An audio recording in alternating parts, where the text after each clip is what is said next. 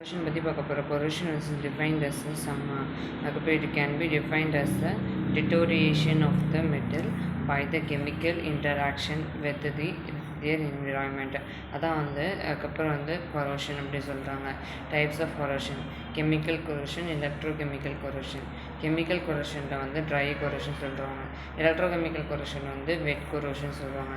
இப்போ இந்த chemical corrosion chemical corrosion is a metal reacted to form an oxide and copper and sulfide in the absence of the electrolyte.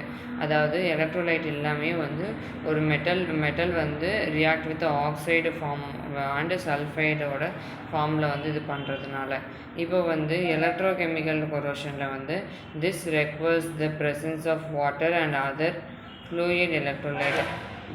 அதுக்கப்புறம் electrochemical கொரோஷன்னா this is require the presence of water and other fluid electrolyte தான் electrochemical corrosion அப்படின்னு சொல்கிறாங்க.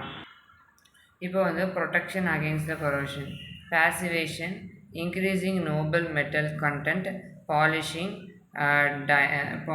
பண்ணுறதுக்கு, அதுக்கப்புறம் increasing Nobel metal content increase பண்ணுறதுக்கு, பாசிவேஷன் பண்ணுறதுக்கு, அதுக்கப்புறம் dissimilar metal restoration should be avoided பண்ணலாம்.